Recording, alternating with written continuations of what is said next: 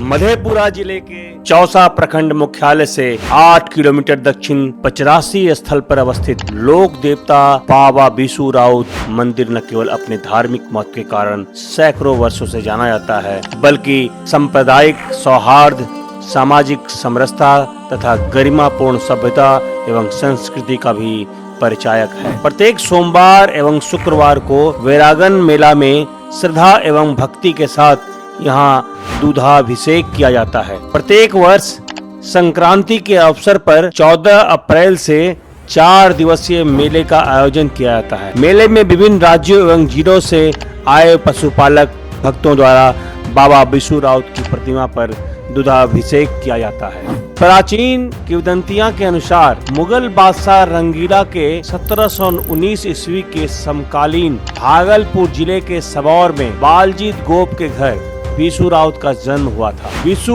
3 भाई बहन थे। बिसु का लालन पालन सबौर में हुआ था। वे जब 13 वर्ष के थे तभी उनका विवाह रूपवती नामक कन्या से नवगछिया के सिमरा गांव में हुआ था। पिता के निधन के बाद गृहस्थी का सारा काम बिसु के कंधों पर आ गया। चैत माह में चारा नहीं मिलने पर वे काफी परेशान होने लगे। उसी समय अपनी 5 रास गाय को लेकर गंगा पार करके चौसा के लौवा लगान के बीच वन में अपना बथान स्थापित किया, जो बाद में पचरासी स्थल के नाम से चर्चित हुआ। यहाँ चारे की कमी नहीं थी। बिसु के बथान के बगल में जब बिसु 20 वर्ष का हुआ तब उनके घर सबौर से दुरागमन कराने की खबर मिली।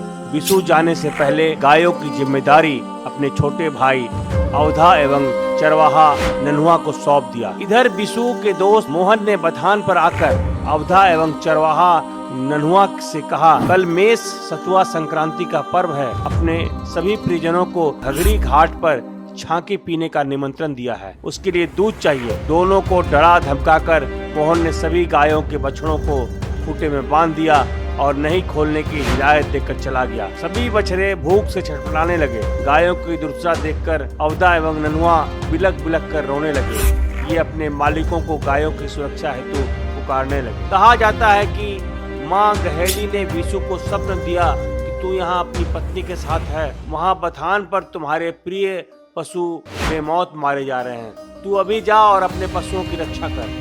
बिसु अपनी पत्नी को सोते छोड़ निस्तब्ध रात्रि में पचरासी स्थल पहुँचे। नन्हुआ ने अपने मालिक से लिपट कर मोहन की काली करतूतों से उन्हें अवगत कराया। पशुओं की हालत देखकर उन्होंने गहेली माता को स्मरण किया। गहेली माता के दैविक चमत्कार से गाय एवं बछड़े स्वस्थ होकर चलने लगे। बिसु रात भर चलने के कारण बथान पर जाकर सो गया। मोहन अपने साथियों के साथ बथान पर आया और सभी गाय बछड़े को खुला देखकर आग बबूला हो गया। मोहन और चरवाहा नन्हुआ के बीच मारपीट होने लगा। मोहन के चिल्लाने पर बिसु ने छोड़ देने का आदेश दिया। मोहन लंगड़ाते लंगड़ाते अपने घर लौवा लगान पहुंचा और सारी बात अपनी माँ बहुरा योगिन को बताया, जो जादूगरनी थी। प्रचलित किंवदंतियों के अनुसार मोहन की मां ने आवेश में आकर मां बागेश्वरी को स्मरण किया। बहुरा ने जादू से एक बाघ को बिसु के बथान पर भेजा। संयोग से बिसु उस समय गहरी नींद में सो रहा था। करुणा जो धाकर था, बाघ को देखते ही उससे भिड़ गया। बाघ करुणा को मारकर बिसु के जगने का इंतजार करने लगा। जब बिसु जगा तो करुणा को मरा देखकर बहुत दुखी हुआ और लाठी से बाघ को मारकर घगरी नदी में फेंक दिया। घगरी नदी में मृत बाघ को धारा के साथ बहते हुए देख बहुरा योगिन तिलमिला उठी। मृत बाघ की पत्नी को धिक्कारते हुए बोली, तू भी जाओ, जिस तरह तुम्हें विधवा बनाया है उसी तरह बिसु की पत्नी को भी विधवा बना दो। इतना सुनते ही बाघिन बिसु के बथान पर जाकर ललकारने लगी, लेकिन बिसु ने बाघिन से कहा वह औरत जाति का सम्मान करता है, इसलिए वह उसकी हत्या कर अपनी पति का बदला चुका ले। इतना कहकर बिसु उत्तर दक्षिण दिशा में सो गए और कुल देवी गहेली माता का स्मरण करते हुए अपने प्राण त्याग दिए।